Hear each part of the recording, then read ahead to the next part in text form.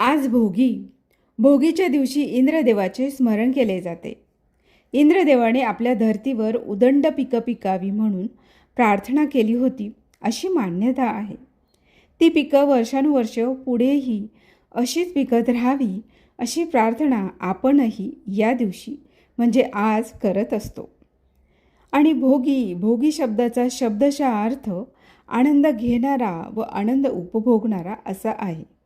या दिवशी हा सण साजरा करत आपण सर्वांनी आनंद उपभोगायचा आहे, कारण भोगी हा आनंदाचा आणि उपभोगाचा सण म्हणूनही मानला जातो.